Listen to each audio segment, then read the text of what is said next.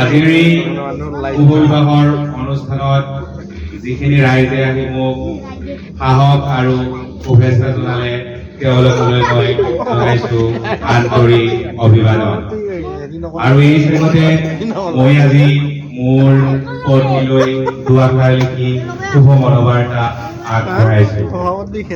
মৰমৰ ধনু যি মোৰ প্ৰিয় নাৰী, হে প্ৰিয় নাৰী, তুমি বিপুল সম্ভৱা, তুমি শাওনৰ এপথাৰ সেউজীয়া অথবা আঘোণৰ এপথাৰ আলতী। তুমি মোৰ প্ৰেয়সী, মোৰ প্ৰিয় নাৰী, তোমালৈ এবুকু মৰম যেন ৰঙা শিমলুৰ ভাল পোৱা। আজি 15 ফেব্ৰুৱাৰী 2025 ইংৰাজী চন শনিবাৰ।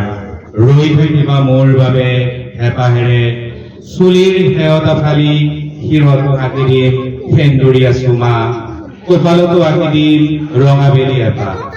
9টা বসন্তৰ দেওনা পাৰ হৈ আহি আজি 10 বছৰীয়া যাত্ৰাৰ আৰম্ভণি তুমি, যি যাত্ৰা আমাৰ নতুন যাত্ৰা, য'ত নাথাকিব খোৱা নোখোৱাৰ বিলাসী সপোন, থাকিব মাথো মৰম আৰু ভাল পোৱাৰ হেজাৰটা অংগীকাৰ।